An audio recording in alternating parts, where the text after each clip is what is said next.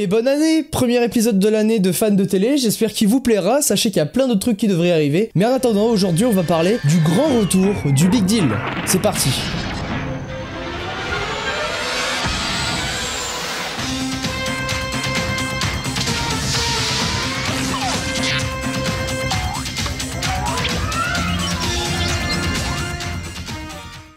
Salut tout le monde, c'est Diego, je suis un fan de télé et aujourd'hui on se retrouve pour la première vidéo de 2025 sur cette chaîne, c'est incroyable! Enfin c'est bon, c'est un jour comme un autre après. Bref, bonne année à vous tous, voilà, j'espère pour vous qu'elle sera aussi bien que la précédente, au moins, voire mieux, ça serait carrément plus cool. Et bon, je suis un peu en retard, mais évidemment, les vœux de bonheur, la santé, tout ça, enfin, la thune c'est très important aussi. Cette année, j'espère pouvoir vous proposer de plus en plus de trucs très intéressants pour fans de télé et le prochain épisode devrait déjà être très intéressant.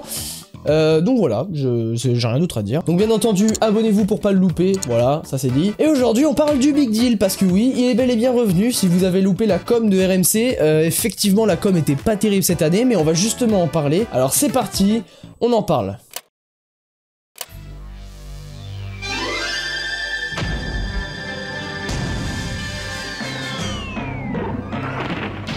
Le Big Deal, ça date évidemment pas d'hier.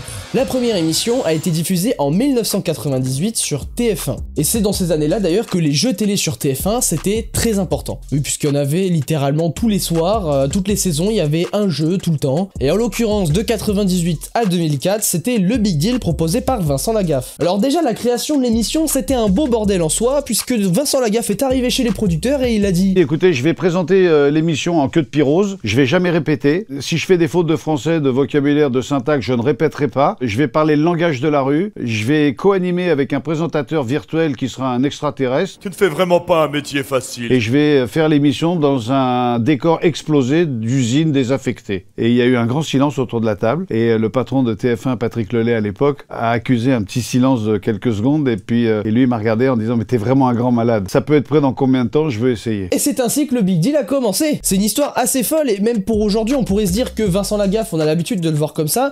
Mais le Big Deal c'était pour la première fois que Vincent Lagaffe était aussi libre qu'il l'est actuellement à la télé. À l'époque, faire une émission où il y a vraiment pas de ligne directrice à part le déroulé de l'émission et libre cours à l'improvisation avec plein de blagues et plein d'improvisations au rendez-vous, c'était littéralement impensable. Il suffit de regarder une ancienne émission du Juste Prix par exemple avec Philippe Risoli, vous verrez que ça n'a rien à voir avec le Juste Prix qu'il y avait avec Vincent Lagaffe. Ou même aujourd'hui avec Éric Antoine, ce qui est quand même assez régulier, il est pas non plus au top de sa forme dans son humour, vous verrez qu'il y a quand même déjà une bonne différence. Mais sachez que ce choix, il a bien porté ses fruits parce que le Big Deal a été un grand succès. Bon alors là je suis en train de vous raconter l'histoire de la création du Big Deal, mais pour ceux qui ne connaissent pas l'émission, c'est quoi le Big Deal? Le Big Deal c'est un jeu qui mêle à la fois les pensées et le physique, parce qu'il y a des épreuves physiques aussi dedans. Un candidat sélectionné devra passer une épreuve, à l'issue de laquelle il peut soit gagner de l'argent proposé au départ, soit remiser cet argent pour avoir un cadeau proposé par Bill, l'extraterrestre virtuel qui accompagne Vincent Lagaffe tout au long de l'émission. S'il choisit de remettre l'argent en jeu, il perd cet argent, il ne l'a plus. Mais en contrepartie, il a droit à un autre cadeau, et on ne sait pas si ce cadeau il est soit meilleur ou soit pire que la somme qu'il avait gagnée à la base. Et c'est là tout l'intérêt du Big Deal, c'est de faire confiance ou non en ses gains. Est-ce qu'on a gagné suffisamment? Est-ce qu'on pense qu'on pourrait avoir mieux? Est-ce que on a envie de tenter, voir l'expérience un petit peu? Et les cadeaux qu'on pouvait gagner à la place des gains, ça pouvait soit être des voyages, des voitures ou plein d'autres trucs qui valent soit très cher,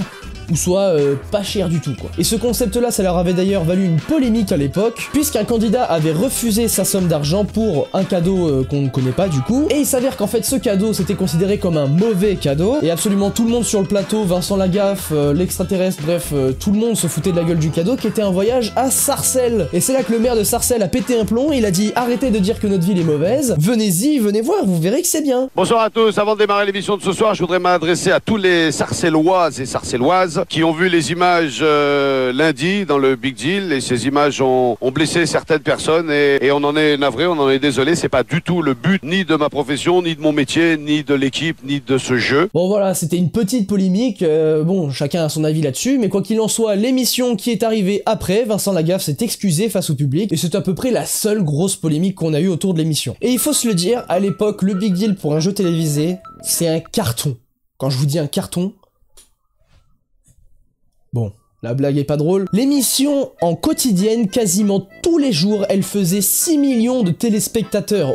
C'est un truc de malade. 6 millions, on se rend peut-être pas compte mais c'est énorme pour un jeu télé qui est diffusé aux alentours de 18-19h, là où il n'y a pas forcément tout le monde à la maison. D'ailleurs, j'oublie d'en parler dans la vidéo, mais la révolution du motion capture en direct. Ça existait déjà dans le cinéma et dans les jeux vidéo depuis un petit moment, mais c'est quand même une révolution en France d'avoir une émission qui fait usage du motion capture pour un personnage virtuel en direct. Parce que oui, Bill l'extraterrestre, au cas où vous ne le savez pas, il n'existe pas. Bill est d'ailleurs joué par Gilles Vautier depuis la régie, qui est équipé d'une combinaison qui capture absolument tous ses mouvements pour les retranscrire sur le personnage virtuel. Et ce succès, il est tout simplement dû au fait que le public est accroché à la personnalité de Vincent Lagaffe, qui est en roue libre, et puis aussi la présence des gaffettes, qui à chaque début d'émission propose une danse avec Vincent Lagaffe. C'était tout simplement une très bonne ambiance en fait, c'était une ambiance de famille, d'amis sur le plateau. Donc forcément, tout le monde y a accroché et tout le monde y a adhéré, et ce, pendant 6 ans. Sauf qu'évidemment, au bout de ces 6 ans, en 2004, l'émission s'est malheureusement arrêtée. Pourquoi? Bah évidemment déjà une petite baisse d'audience, l'émission qui commence à s'essouffler après 6 ans de quotidienne, ça peut se comprendre, mais surtout parce que Vincent Lagaffe a eu quelques petites querelles avec les producteurs de l'émission, et il a tout simplement pas voulu adapter le programme. Alors que TF1 voulait un petit peu remanier ses programmations, bah le Big Deal n'a donc pas tenu aussi face à Apprendre ou à laisser qui a pris sa place après, avec Arthur aux commandes, on le connaît bien maintenant. Et sur les vidéos fans de télé sur la chaîne, on a l'habitude de parler d'une chaîne qui aime bien raviver des anciennes émissions pour la nostalgie, et cette chaîne-là c'est M6. Mais là on va pas en parler du tout, on va parler de... RMC Story. Voilà, RMC Story va proposer un jeu télé, devinez quoi? Eh bah c'est le Big Deal. Effectivement, RMC Story décide de se lancer dans les jeux télé et pas avec n'importe lequel. Il se rachète le Big Deal qui était diffusé 20 ans auparavant. Bon, malheureusement, je pense que faute de budget et faute de confiance surtout, l'émission n'est pas en quotidienne mais en hebdomadaire. Elle est diffusée tous les vendredis soirs sur RMC, canal 23 de la TNT. Et au programme, rien ne change. Tout est similaire à l'époque. C'est Vincent Lagaffe à la présentation, on aura les gaffettes, le plateau est le même, Bill l'extraterrestre est de retour, les deals seront toujours aussi fous. Sur le papier, c'est magnifique, c'est exactement tout ce qu'on voulait. Et c'est ainsi que la première émission du Big Deal en 2025 arrive le 2 janvier sur nos antennes, juste après le nouvel an, histoire de bien faire la fête. Et devinez quoi, pour une chaîne comme RMC Story, l'émission, c'est un carton. Encore du carton. Elle a avoisiné les 2 millions de téléspectateurs pour l'heure à laquelle c'était diffusé et pour la chaîne, c'est juste titanesque. Voilà, on ne peut que applaudir l'effort puisqu'effectivement depuis que ça a repris, les audiences n'ont jamais encore baissé. Et ça c'est magnifique. Sur la deuxième émission, elle a passé les 2 millions de téléspectateurs, donc le barreau symbolique n'a pas été dépassé lors de la première émission, et c'était donc une très belle réussite. Et en plus en termes d'image, on peut le voir, l'émission n'a pas changé d'un morceau. Alors on remarque quand même que le plateau est un peu plus petit parce que c'est pas exactement le même qu'à l'époque, le lieu où c'est tourné n'est pas le même, mais par contre le décor lui est le même. Vincent Lagaffe n'est pas en queue de pie, bon voilà, ça c'est une petite évolution malheureusement ou heureusement, ça dépend des avis, mais on a bien la présence des gaffettes, Bill l'extraterrestre est toujours là, le public est toujours en délire, et devinez quoi, le générique est exactement le même qu'à l'époque, un petit peu revisité quand même, mais au final tout est là, c'est parfait. Surtout quand on sait qu'à la base Vincent Lagaffe avait d'abord approché TF1 pour leur proposer de faire revenir le Big Deal, c'est normal, c'était un petit peu leur émission à l'époque, et le directeur des programmes de TF1 n'en avait rien à foutre, voilà. Et c'est ainsi qu'en fait Vincent Lagaffe est allé voir RMC qui eux ont accepté, et les audiences désormais sont une grande bataille entre les deux.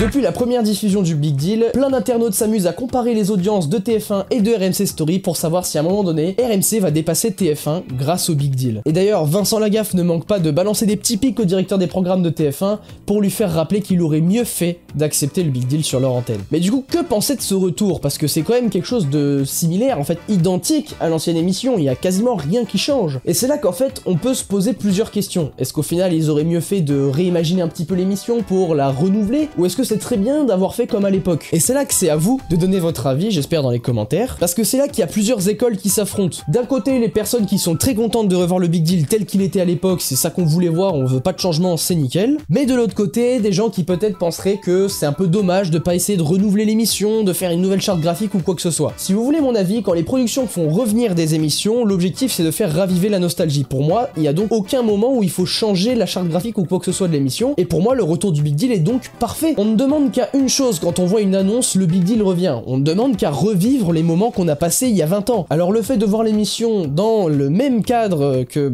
il y a 20 ans, c'est juste une réussite. Voilà. Je vous invite à donner votre avis dans l'espace commentaire. Nous, on va s'arrêter là pour cette vidéo. J'espère qu'elle vous aura plu. Je suis vraiment très content de pouvoir enfin revoir le Big Deal à l'antenne, mais surtout Vincent Lagaffe à l'animation d'un jeu télé. Ça nous avait manqué, ça faisait un bon petit moment quand même. Comme je le disais au début de la vidéo, le prochain épisode de Fans de télé devrait être vraiment très intéressant puisque ce sera, vous êtes là, je vous le dis, une interview, voilà. Et d'ailleurs, au long de la vidéo, j'ai déposé un indice qui vous permettra de savoir qui est la personne que je vais interviewer. Si vous l'avez trouvé, eh bien joué à vous. Vous connaissez désormais le thème de la prochaine vidéo. Je vous remercie d'avoir regardé cet épisode. On se retrouve donc la semaine prochaine pour le prochain. C'était Diego et à bientôt.